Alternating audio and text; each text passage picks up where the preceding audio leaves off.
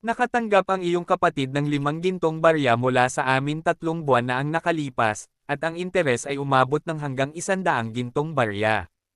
Pinapatay kita dahil hindi nabayaran ng pamilya mo ang kanilang mga utang. Naalala ni Shen lang ang nangyari 3 buwan na ang nakakaraan. Noong mga panahong sumali siya sa Shu family, pumunta ang kanyang ama sa kanilang bahay at nagkagulo. Dahil dito, pinalayas siya ng mga gwardya. Siguradong nasaktan siya. Kaya dapat sila ay nanghiram ng pera. Ang huling Shen lang ay isang biro, ang umibig kay Miss Shu at huwag pansinin ang kanyang pamilya. Paano ako makakalabas sa gulo na ito? Huwag mag-alala, ang iyong pamilya ay makakasama mo sa lalong madaling panahon. My parents, my brother. Since my problem is actually with your brother, I'll spare you from burning.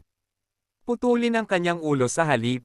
Okay boss, ito ay magiging mabuti. Muntik na niyang tapusin ang buhay niya. Teka, bibigyan kita ng 1,000 gintong barya. Sa sandaling sinabi niya ito, ang kutsilyo ng samurai ay 3 pulgada sa itaas ng leeg ni Shen lang, sa loob lang ng 10 araw. Bibigyan kita ng 1,000 gintong barya. Hindi, dapat itong gawin sa loob ng 3 araw. Maaari ka lamang magkaroon ng 3 araw. Damn, paano niya ako bibigyan ng 3 days lang? Iyon na siguro ang deadline na ibinigay ng Shu family. Ang 100 ginto ay dapat ang presyo ng aking pabuya, hindi ang utang ng aking kapatid, mabuti, at iyon ay gumagana para sa akin. Sige, boys, bitawan mo siya. Isulat natin ito. Wala kaming dalang papel o panulat. Hindi namin kailangan ang anuman yan. Kinagat ang kanyang daliri, at nagsulat ng IOU na may dugo. May utang siya kay Tianheng ng 1,000 gintong barya, at pagkatapos ay pinirmahan ang kanyang pangalan. Kinuha ni Tianheng ang IOU na nakasulat sa dugo at saglit na tumingin kay Shen lang. Sa tingin niya bahahayaan ko talaga siyang mabuhay after 3 days. Gaano kakatanga? Ito ay mas ginto para sa akin pa rin. Tandaan, ibigay ang 1,000 ginto sa loob ng 3 araw, o patay ka. 13, 14, kayong dalawa ang mag-escort kay Shen lang sa kanyang tahanan at binantayan siya ng 3 araw. Opo, Ginoo. Ang dalawa sa kanila ay magbabantay kay Shen lang sa lahat ng oras, hindi nagbibigay sa kanya ng pagkakataong makatakas. Paano ako makakakuha ng 1,000 gold coin sa loob ng 3 araw? Dapat may paraan. Kailangan kong protektahan ang aking pamilya at maghayganti sa Shu family, ilipat ito. Hindi ako maghihintay magpakailanman. Hindi ako namimigay ng rides. Ang tanging paraan na dadalhin kita ay kung patay ka na. It's been 3 months since nakita ako ng family ko. Iniisip ko kung matutuwa silang makita ako. Lahat ng tao sa panahong ito ay naninirahan sa mga nayon, at karaniwang may humigit kumulang 20 gwardya na nagpoprotekta sa nayon. Karamihan sa mga taga-nayon ay nakatira sa tabi ng ilog, ngunit ang aking pamilya lamang ang nakatira sa malayo dito. Kami ay palaging itinuturing na mga tagalabas, mula nang lumipat kami dito 10 taon na ang nakakaraan. Palaging hindi maganda ang pakikitungo sa amin ng mga taga-nayon. Nang nasa kalagitnaan na siya ng bundok, tiningnan ni Shen lang ang bahay na putikan sa harapan niya. Ito ang kanyang tahanan. Masyado lang itong sira, mas sira pa kaysa sa mga alaala noong nakaraang 3 buwan. Pumunta tayo sa bahay ng Shu family at iuwi natin si Shen lang. Sabi ng ama ni Shen lang sa paos na boses, umuubo habang nagsasalita. Nanay ni Shen lang, bumalik ka sa kama ngayon din. Wala ka sa kondisyon para umalis ngayon. Fine. Mauuna na ako sa umaga. Mas mabuting ibalik siya ng Shu family, kung hindi, kailangan nila akong patayin. Hindi ako makapaniwala na si Shen lang ay minamaltrato ng Shu family. Kahit noong bata pa siya ay hindi siya naging ganito kahirap. Huwag mag-alala, nanay. I'll go there in dad's stead and iuuwi siya. Sabi ng kapatid ni Shen lang oo. Ipaglaban natin ang Shu family para sa Shen lang. Ang aking pamilya. Nang marinig ito, nag-init ang katawan ni Shen lang habang kumirat ang kanyang puso. Mabilis siyang pumasok at lumuhad sa harap ng kanyang ama at ina. Ama, ina, naging hindi ako matapat, nakabalik na ako. Natigilan ang kanyang mga magulang at kapatid noong una. Pagkatapos, tuwang-tuwa sila. Tuwang-tuwa ang kanyang ama kaya nahirapan siyang bumangon sa kama. Marahas siyang umubo, at bumubula ang dugo sa gilid ng kanyang bibig. Napaupo bigla ang kapatid niya at napasigaw sa sakit. Hindi ako makapaniwala, anak, bumalik ka. Dito ka talaga. Nananaginip ba ako? Akala ko hindi nakita makikita. Bumalik ako, nanay, nakabalik na ako. Sorry kung iniwan ko kayo. Hindi na ako babalik sa Shu family. Sa wakas natauhan ka na. Kahit ang pamilya niya ay naisip na siya ay pipi. Well, kailangan mong maging tanga para makasali sa Shu family, ama, pasensya na. Hinding-hindi na kita papabayaan. Babayaran kita. Ayos ka lang ba anak? Parang wala ka sa sarili mo, mas maliwanag ang tunog mo kaysa karaniwan mong ginagawa. Paano ko ito ipapaliwanag sa kanila? Ang aming anak ay talagang naging mas matalino, tingnan mo ang kanyang kaibig-ibig at masiglang mga mata. Pagpalain ang mga Diyos, nakakagulat na tinanggap nila ako ng ganoon kadali.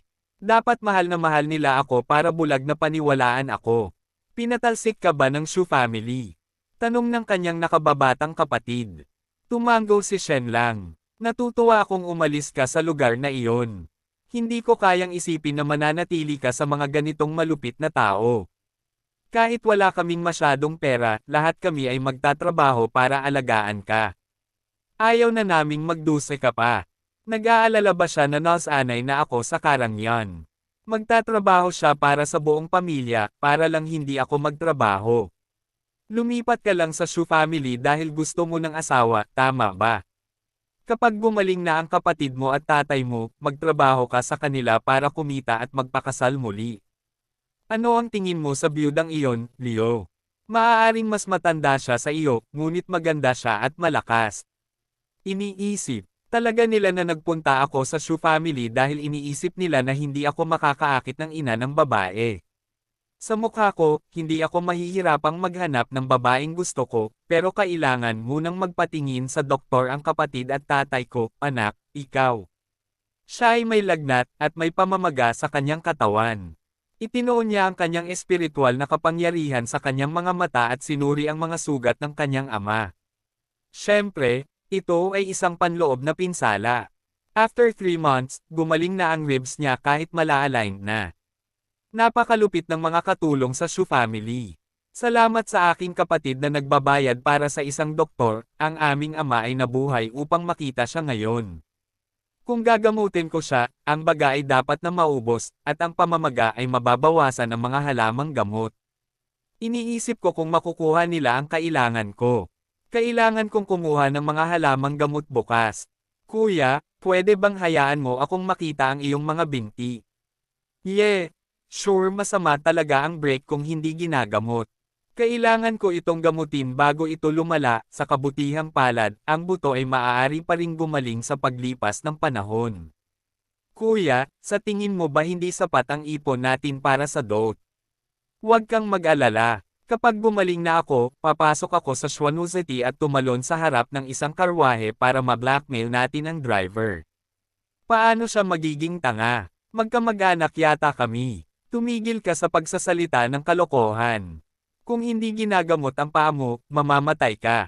Kailan ka pa nasaktan? Kahapon lang. Pumunta ako sa bahay ng Shu family para makita ka, pero hindi nila ako pinapasok. On my way back home, inatake nila ako, pero sa sobrang lakas ko, binti ko lang ang sinaktan nila. Hindi ako makapaniwala kung gaano kabangas ang Shu family. Swerte mo kuya. Kaya kung gamutin ang binti mo. Si Shen lang ay may dalang bamboo basket at isang maliit na pala. Umalis siya ng bahay at umakyat sa bundok. Ang mga tauhan ni Tianheng, sina Shisan at Shisan, ay sumunod na malapit sa likuran. Sa ikalawang araw, sinira ni Shen lang ang mga bundok. Inabot ng isang buong araw para makakolekta siya ng sapat na mga halamang gamot. Pagkabalik sa kanyang bahay, naghanda siya ng isang pasimulang operating room at nagawang gamutin ang belang binti ng kanyang kapatid at ang namamagang baga ng kanyang ama. Hindi na ako umuubo ng dugo. Anak, saan ka natutong gumawa niyan? Paano mo tinatreto ang iyong kapatid at ama? Paano mo nagawa, kuya?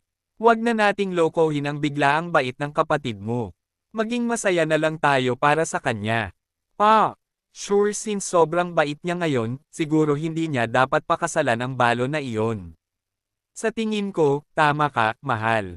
Magbukas tayo ng ospital, mag-ipon ng 1 toneladang pera, at pagkatapos, ipakasal siya sa anak ng punong nayon, pakiusap, hindi sa kanya.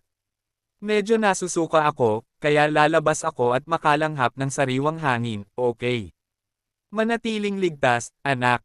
Sa oras na ito, ang mahinang boses ni Tian Xianji ay narinig sa kanyang mga tainga. Mukhang talagang masaya ang iyong pamilya, ngunit tandaan, mayroon ka na lamang 2 araw na natitira.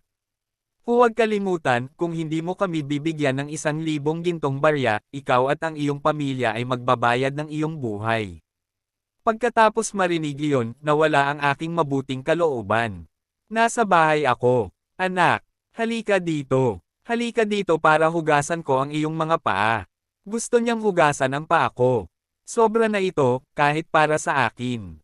Kaya kong hugasan ang mga ito sa aking sarili. Hindi ko kailangan na gawin mo iyon para sa akin. Gayunpaman, medyo nalungkot ang kanyang ina at sinabing, anak. Anong problema? Malinis na kamay ko. Bakit ayaw mo akong maghugas ng paa? Hindi mo na ba ako mahal? Bakit hindi ko kayang alagaan ang baby ko?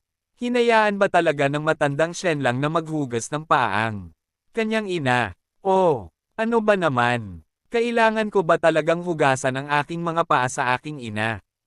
Sapat na ba sa iyo ang tubig, anak? Ayos ang tubig, Nay. Hindi ako makapaniwala na may mga ganitong pamilya. Simula ngayon, pamilya ko na sila.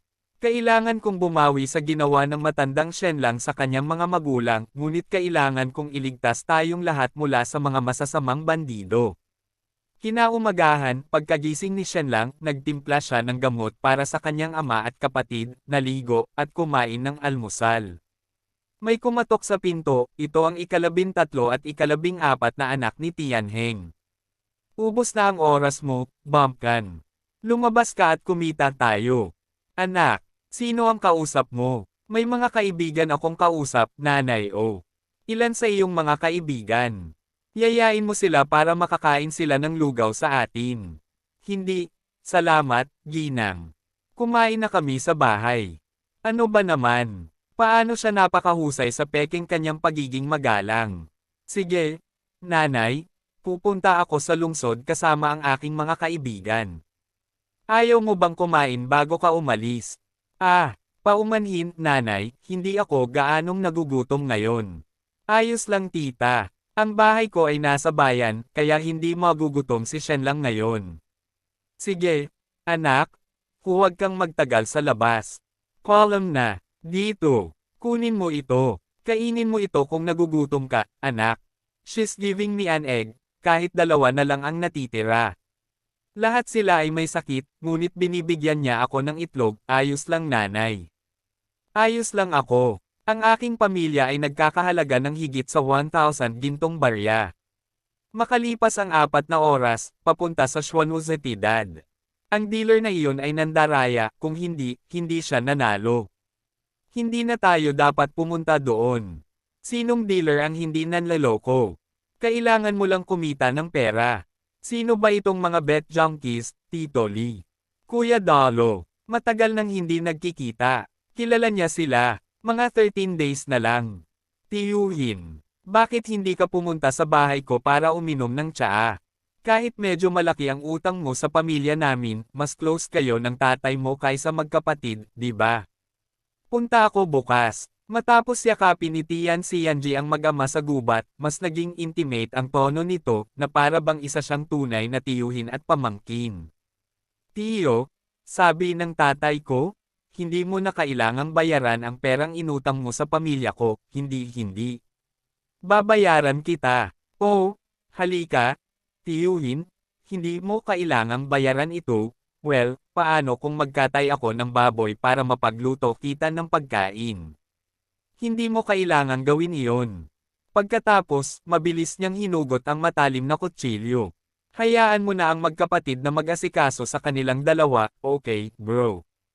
Pinatay niya lang sila. Paumanhin para sa pagkaantala, kailangan lang naming bayaran ang 2 kasama, ayos lang. Matandang kaibigan mo ba talaga ang lalaking iyon? Oo, Magkaibigan siya ng tatay ko ng mahigit 10 taon. Magkano ang utang niya? 3 gintong barya dahil siya ay tulad ng pamilya, ang rate ng interes ay mas mababa para sa kanya kaysa sa iba.